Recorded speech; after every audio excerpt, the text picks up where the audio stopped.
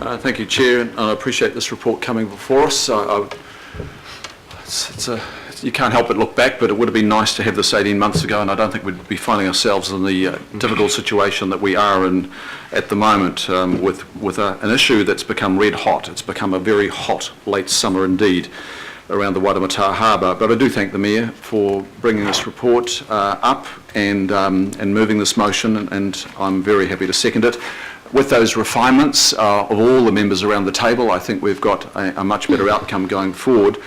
And I just want to draw some attention to some of the things that we'll be looking at here in this study. One is the assumption here that this is a study which has a very long outlook. This is not a 20, 30-year outlook. This is not that short-term horizon that New Zealand and Auckland has been somewhat governed by in the past or limited by in the past. This is looking out to 2100.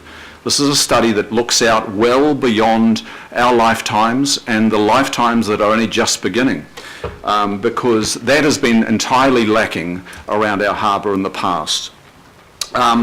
So one of the things I am delighted to see here is looking at the opportunity cost of the port. And I'm not jumping to any conclusions about port location or development here, because I think we need to stop speculating about a port at Marsden or Tauranga or shifting a few thousand dotterels at Oriri Point and putting a port there. They have all come with fraught complexities and their own problems. So let's see what this flushes out. If we do this work well, we will set Auckland up well for the next century and the centuries beyond. So I absolutely applaud getting this work up finally. One of the things I would like to stress is that this issue is probably, we talk about urban design in Auckland and the importance of our wonderful shared spaces, but this really is the single biggest urban design issue facing Auckland right now. Nothing comes near this particular single issue. There are many important urban design issues. Nothing compares to this. The port has had 150 years of as-of-right occupation. Very few questions have been asked over those 150 years. It's just been incremental ad hoc creep into the freely navigable and much enjoyed waters of the Waitemata.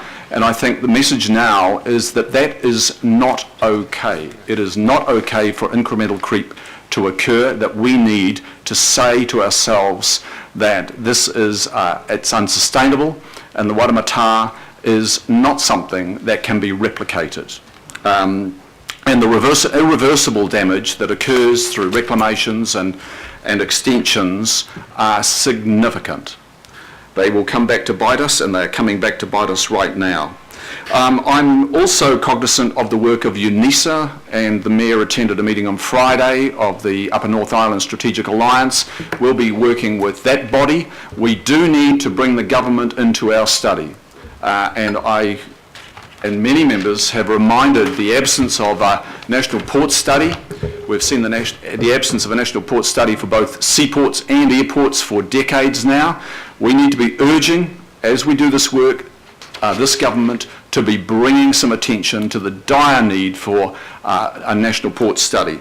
And I also want to draw some attention to this letter that is going out, and this is an overdue letter as well, because in the last months I've realised that our 100% owned port entity, owned by the citizens of Auckland and through our guardianship, we have somewhat less visibility of that entity than we do of our, I think it's 22.9% interest in Auckland International Airport, where you have a publicly listed company complying with stock exchange listing rules, and the transparency that is necessary there of that company is greater than the 100% entity which we control.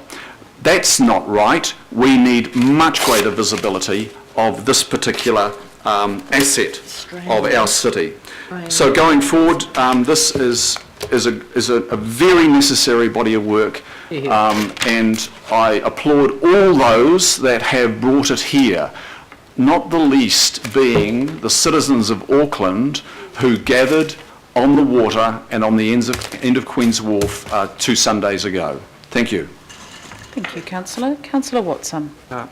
Thank you, Madam Chair, and I certainly would echo those sentiments of Councillor Darby in terms of this port study, and I'm sure it's going to be well received by all those group and the public at large. However, I would add one proviso to that, Madam Chair, and that has really come about as a consequence of some of this information we've received today in this item. I would suggest that for a lot of those groups and the public at large, that the news of the port study, which I'm very sure will be passed here today, if there is no accompanying guarantee that the work will not be halted in the interim. And for me, these the two issues at the moment certainly are intrinsically they're linked. You can't really assume or be hopeful. Hopeful was a word that was mentioned a couple of times here, that the right response will come out. And the reason I say that, Madam Chair, is that just yesterday, I mean this is yesterday, in the Herald opinion piece, Mr Gibson was quoted with respect of the port study, and he said, quote unquote, if the council's port study finds a better alternative, if this study finds a better alternative to these current extensions, then we'll remove them. So that's quite a key sentence, because what that seems to indicate to me is a mindset that we're going to go ahead, and if the study throws up something else, then we'll remove them, which seems to be the wrong way round for me. And that leads me to the letter, which again has been circulated as part of this item, and I go particularly to the section called Proposed Wharf Extensions, which is at the very end of the Mayor's letter, the CEO's letter. It's signed off by the CEO.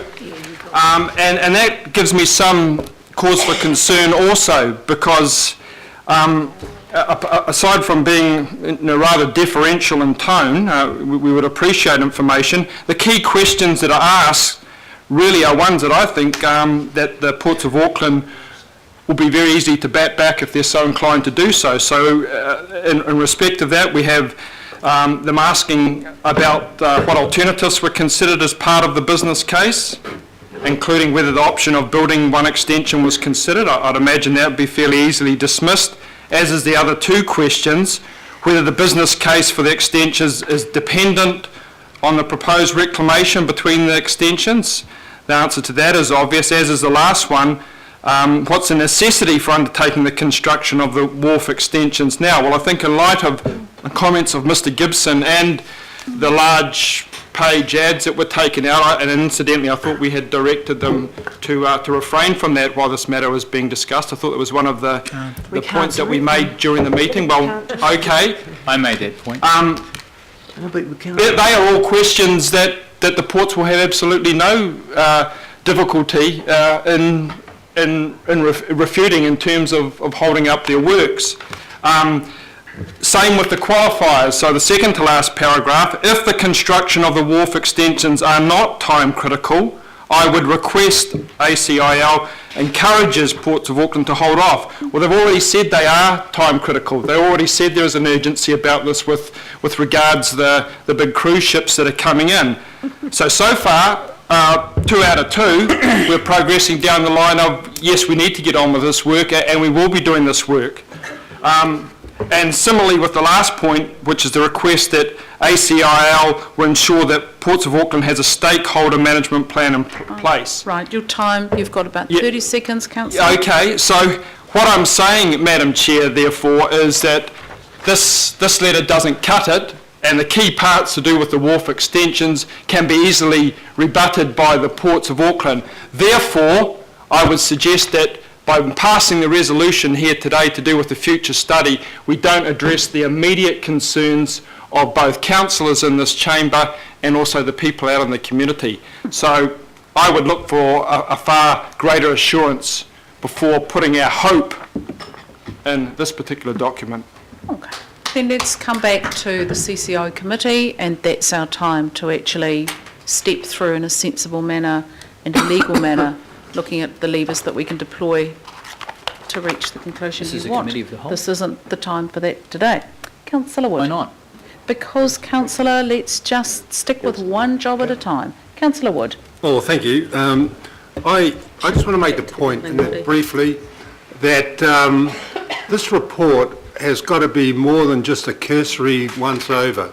This has got to be a very in-depth look at the Port of Auckland and the relationship with Auckland itself, because the 2007 report on the ports of Auckland, which Auckland City Council and ARC bought into, that indicated that in the previous 7 years, from 2007, the Port of Auckland had contributed 400 million to the revenues of Auckland. So that's a big number, and all councillors have got to keep that in mind, and we've got to find ways around the issues that are besetting us at the present time with the ports of Auckland.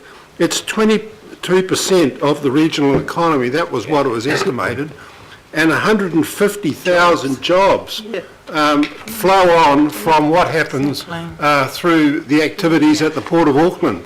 You know, and I think Councillor Penrose talks about cars. 3,500 people have work in South Auckland flowing on from cars that come off the port and then have to get shipped to holding yards in South Auckland. Now, you know, people say, oh, look, get rid of those cars, get them away from the wharf straight away. Well, that's just about impossible when a freighter comes in with 2,500 cars. They're driven to holding areas, and then it takes time to move them away. So those dividends are important. And the other issue that I wish to really look at is the Captain Cook Wharf. It's been said that that's going to come back to Auckland Council. Well, I think that should be part of this report, because it can't be both ways, and if the Captain Cook Wharf is still required by Ports of Auckland, well, that's another aspect that should come into this. So I'm asking for a wide, in-depth study, more than just a cursory look over, and I also ask that community involvement occur so that the mums and dads, little people across Auckland, can put their views forward at the same time as these so-called stakeholders are told, we're told are going to be consulted. But it's more than stakeholders, it's the people of Auckland, and we have a duty to talk to those people when we're doing a report of this nature. Thank you. Thank you. I think they're all stakeholders, Councillor. Councillor Casey. At the governing body the other day, we didn't get the chance to show any leadership on this issue. Councillor, can we just, I think this meeting has actually been well conducted and sensible. Please don't change the way that we're operating. It's not helpful. Councillor Casey. At the governing body the other day, we didn't get the chance to show leadership or Councillor Casey, or have any Councillor public Casey, discussion on the Councillor ports. We weren't Casey, allowed to. this is unhelpful, and you know, with the critical nature of this issue, we are showing a huge amount of leadership. We're doing what we can. Those of us who are working this through in a legally responsible, sensible, step-by-step approach, that is leadership.